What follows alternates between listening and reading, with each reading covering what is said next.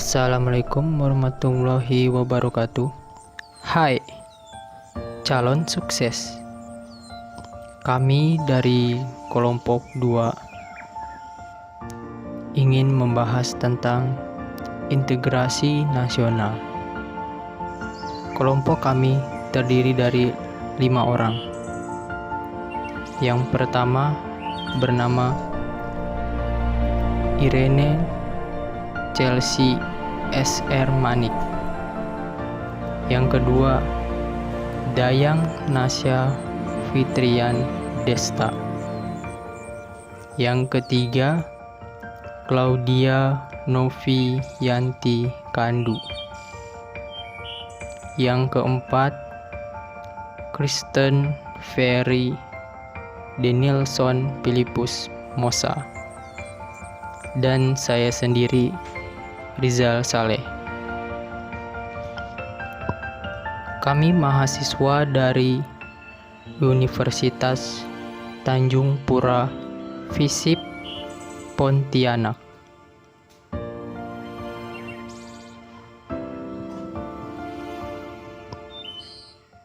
Selamat siang, saya Irene Chelsea. Pada kesempatan kali ini ingin mewawancarai salah satu narasumber mengenai integrasi nasional.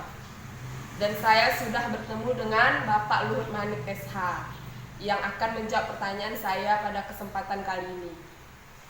Yang kita ketahui bahwa integrasi nasional itu sendiri memiliki arti, yaitu usaha dan proses mempersatukan perbedaan-perbedaan yang ada pada suatu negara sehingga terciptanya keserasian dan keselarasan secara nasional. Nah, menurut Bapak, apa saja ancaman yang dapat kita jumpai ketika kita membangun dan memelihara integrasi nasional? Ada beberapa hal ancaman yang kita temui, yaitu menyangkut sumber daya alam dan sumber daya manusia. Artinya kalau sumber daya alam terjadi eksploitasi yang berlebihan tanpa memperhatikan keseimbangan lingkungan.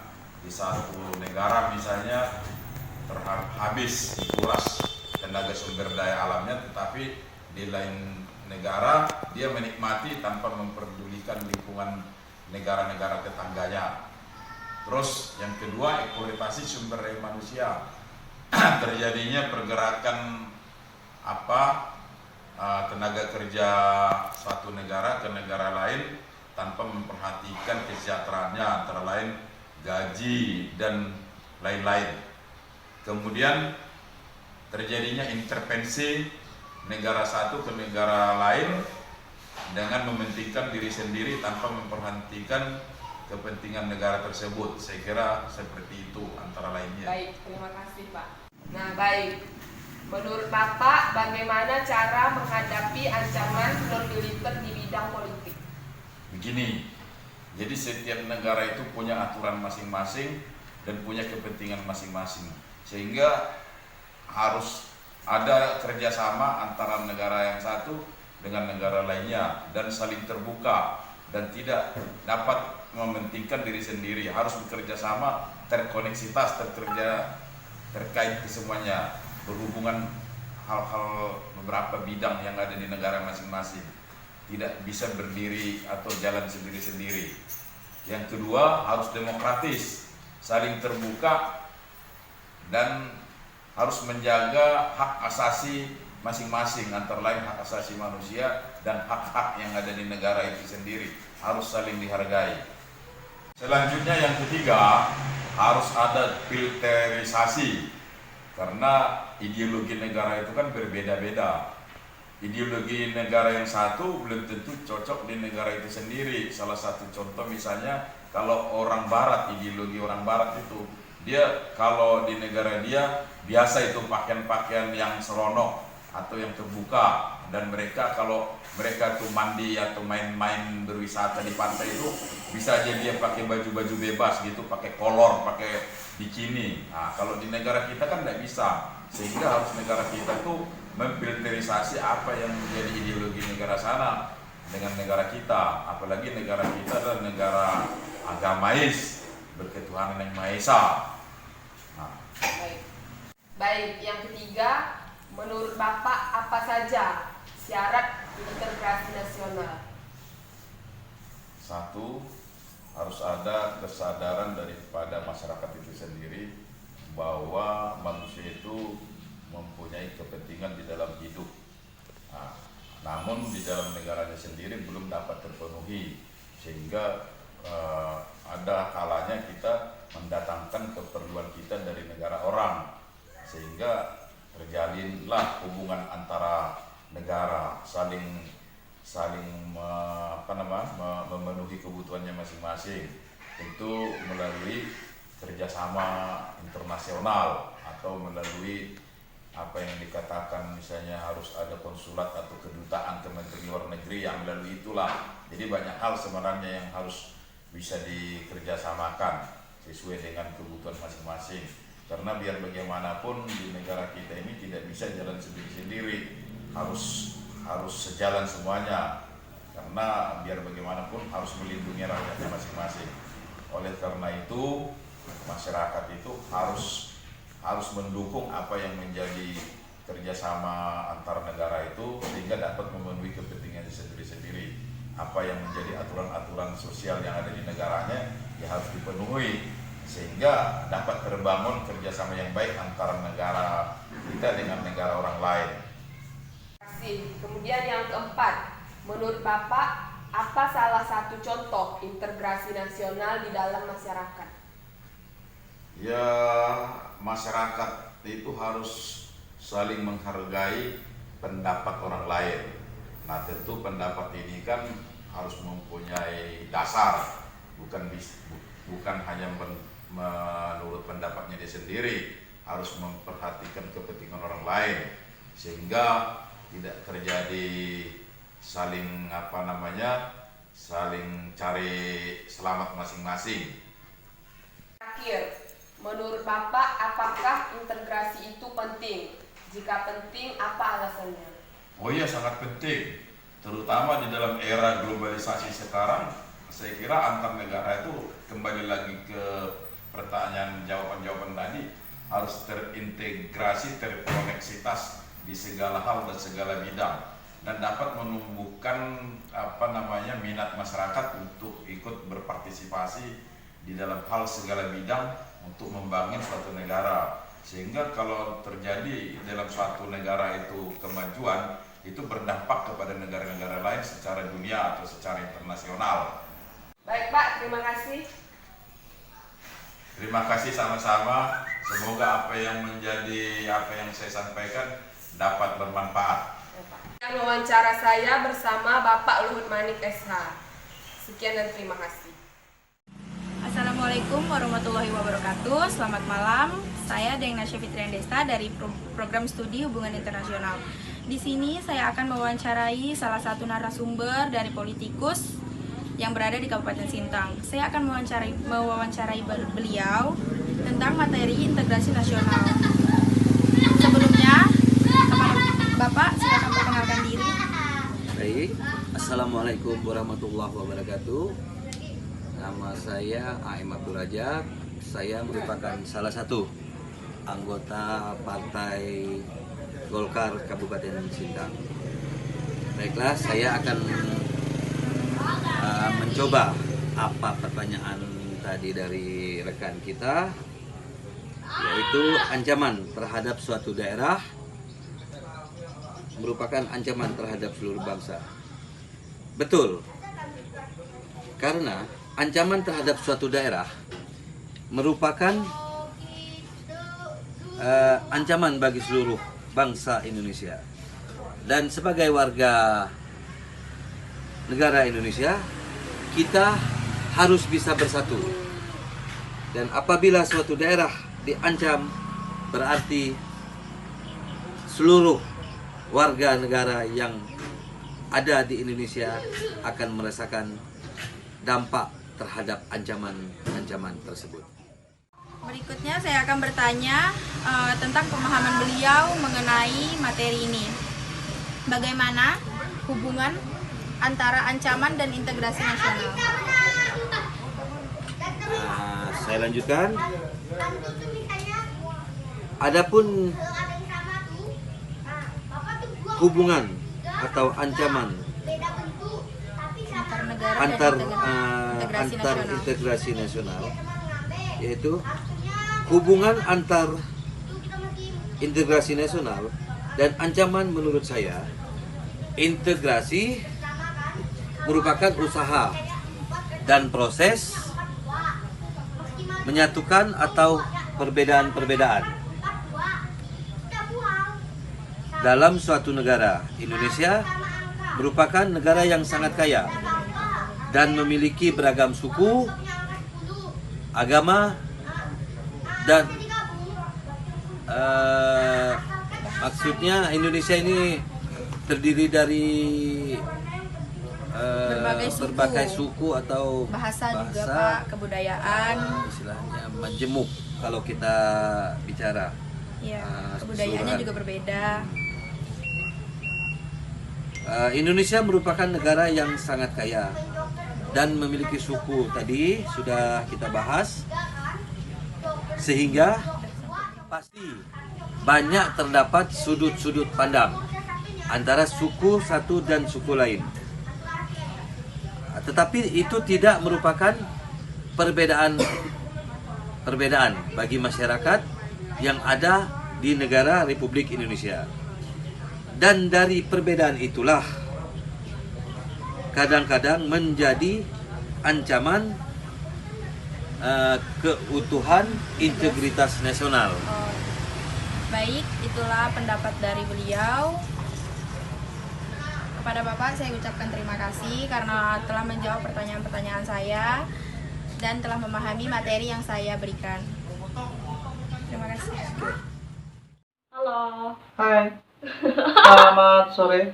Perkenalan, saya Muhammad Patri. SPD saya bekerja di salah satu dinas pendidikan, lebih tepatnya di sekolah menengah atas, tepatnya di SMA Negeri 9 Terpadu. Basic saya adalah guru sejarah nasional. Oke. Menurut abang tahu nggak apa itu? Abang kah bapak nih? Biar lebih nyaman kita manggilnya nih. Bapak. Oke. Menurut bapak nih, integrasi nasional bagi bapak tuh apa? Integrasi nasional. Integrasi itu memang wajib ya, dan telah ada pada setiap negara manapun yang telah merdeka. Nah, integrasi nasional itu pada dasarnya itu adalah usaha atau tindakan yang dilakukan untuk menyatukan perbedaan yang ada dalam suatu wilayah atau negara untuk memperoleh keserasian secara nasional. Oke. Menurut bapak, kira-kira apakah ancaman terhadap integrasi nasional hanya ancaman militer dan non militer saja? Saya rasa kalau untuk ancaman itu, kalau kita gambarkan di negara kita itu lebih tepatnya kayaknya lebih besar peluangnya itu ada di non militer. Salah satunya adalah ideologi yang saat ini masih carut maut masuk ke negara kita, khususnya paham komunis. Maka dari itu salah satu pendorong ya terciptanya integrasi nasional itu adalah ya salah satunya adalah menangkal serangan dari luar, baik itu militer maupun ideologi. Nah, itu tujuannya salah satu. Oke, udah Ya. selesai? Oke, terima kasih Bapak sudah membantu saya. Bye. Oke. Terima kasih. Oke, terima kasih. Sampai ketemu Bye. lagi. Bye. Bye-bye. Perkenalkan, nama saya Christian Ferry Denizan Gusmosa. Di sini saya dari kelas Hubungan Internasional Rik B BPAPK. Di sini saya akan menanyakan sedikit tentang integrasi nasional kepada narasumber saya. Di sini sudah ada Muhammad Ahmad Dhani. Jadi begini Bang, kan di Indonesia ini beragam suku-suku bangsa kan. Jadi apa sih yang sering menyebabkan perpecahan antara suku-suku Bang? Ya macam konflik antar suku lah. Konflik antar suku ya. Konflik antar suku biasanya sih konflik antar suku kebanyakan yang dari situ lah. penyebab utamanya itu gimana lah? Penyebab utamanya kan biasanya dari dulu kan emang kebanyakan gitu konflik antar suku. Misalnya suku yang ini gak mau kalah saing dengan suku yang lain. Jadi menyebabkan perpecah belahan antara suku, Pokoknya mereka tuh saling anu lah ya, nggak mau kalah gitu tidak ya. mau kalah, saling mau tinggi salah satu. Tuh kalau gitu tuh kan sering, kalau gitu kan kita tuh jadi sering konflik gitu tuh jadi susah lah kan. Tuh. Terus kita nih harus punya cara untuk mengatasi konflik-konflik gini nih biar kita, nah tuh cara mengatasinya tuh gimana lah? Cara mengatasi sih, kalau bagi saya lah ya, bagi saya sih kita sih harus menghargai budaya atau suku orang lain lah, tidak boleh pandang sebelah mata, harus adil satu sama lain. Kenapa? Kalau tidak adil nanti menyebabkan perpecah belahan. Itu sih. Terus kan kita tuh pandangan kita tuh kan harus lebih menghargai. Jadi tuh untuk kita sendiri nih sikap kita tuh harus gimana lah? Sikap kita dalam memandang konflik ini nih. Sikap kalau saya sih seharusnya, kalau bagi saya sih, kalau itu sih saya tidak mau ikut campur sih. Saya cuman jadi orang tengah, kayak orang di tengah-tengah, penengah gitulah ya. penengah. Soalnya kita kan Indonesia, Iya. tidak mungkin lah kita harus berpecah belah. Kita Iya, harus betul, tetap sama memang. nggak, tetap teguh dan makmur, adil dan makmur, ada dalam undang-undang tuh. Iya. Kayak gitu ya sih. Jadi begitu teman-teman, pertanyaan saya kepada narasumber saya mengenai konflik-konflik yang sering terjadi di negara kita, dan macam mana cara kita memandang konflik tersebut, yang dimana ini masuk dalam integrasi nasional. Sekian, terima kasih. Assalamualaikum warahmatullahi wabarakatuh. Selamat pagi semuanya. Saya Rizal Saleh dari Universitas Tanjung Pura, FISIP. Di sini saya ingin mewawancarai seseorang dan ingin membawakan pertanyaan atau tema tentang faktor-faktor yang mempengaruhi integrasi nasional, dan integrasi nasional itu apa? Assalamualaikum warahmatullahi wabarakatuh. Selamat pagi semuanya.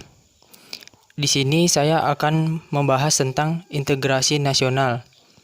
Dan di sini saya sudah mendatangkan narasumber, yaitu Bapak Jajang Apandi. Beliau kebetulan orang tua saya sendiri di sini. Nah, jadi kita langsung saja. Selamat pagi, Pak. Selamat pagi. Nah, di sini saya dari kelompok 2 ingin menanyakan tentang integrasi nasional. Jadi menurut Bapak sendiri, integrasi nasional itu apa gitu? Ya, menurut Bapak sih integrasi nasional itu ya kita berusaha menyatukan bangsa itu menjadi satu kesatuan yang bulat gitu. Sehingga yang tadinya beragam tuh berusaha jadi seragam gitu. Itu aja kalau menurut Bapak. Nah, di sini integrasi nasional itu kan merupakan bentuk persatuan dan kesatuan antara beragam kelompok sosial dan budaya dalam suatu negara yang bertujuan mewujudkan keselarasan dan kehidupan berbangsa. Jadi menurut saya juga sama persis dengan apa yang Bapak sebutkan tadi. Nah, di sini saya ingin menanyakan satu hal lagi nih, Pak. Integrasi ini kan mempunyai faktor, pasti ada faktor yang mempengaruhi, baik itu faktor pendukung maupun faktor yang menghambat. Nah, faktor pendukung di sini nih ada rasa senasib seperjuangan menurut saya dan menurut buku-buku yang sudah saya baca seperjuangan itu sudah pasti gitu karena bisa mempersatukan bangsa Indonesia, dan faktor penghambat itu kurangnya penghargaan terhadap kemajemukan atau tidak semua orang bisa memahami gitu. Nah, jadi menurut Bapak faktor pendukung menurut Bapak bagaimana tentang integrasi ini? Faktor pendukungnya sebenarnya banyak. Rasa nasional kita, terus rasa senasib dari mulai dulu perjuangan kan merasa kita berjuang sama-sama mempersatukan supaya merdeka. Jadi itu salah satunya ya banyak, yaitu ya intinya merasa senasib lah. Bangsa Indonesia itu kan pada dasarnya sama dulu, sama-sama berjuang supaya merdeka. Itu aja menurut Bapak. Kalau faktor penghambat ini menurut Bapak sendiri apa ya, Pak? Ya, kalau menurut Bapak, faktor penghambat itu kemajemukan, merasa suatu daerah itu mempertahankan kebudayaannya yang terlalu berlebih pun bisa jadi penghambat. Ketimpangan sosial juga bisa. Terus faktor penghambat itu ya itu tadi yang dibilang merasa egois, majemuk gitu kan, merasa saya lebih dari suku lain, itu salah satunya. Itu aja sih yang kita bahas. Nah, jadi itu saja tanggapan dari Bapak Jajang Apandi, dan 2 pertanyaan itu saja yang saya berikan. Lebih dan kurangnya saya mohon maaf. Assalamualaikum warahmatullahi wabarakatuh. Selamat pagi. Selamat pagi, Bapak. Selamat pagi. Terima kasih atas waktunya. Iya, ya. Terima kasih bagi kalian yang sudah menonton video ini. Kami ucapkan banyak-banyak terima kasih. Assalamualaikum warahmatullahi wabarakatuh. Jangan lupa senyum hari ini.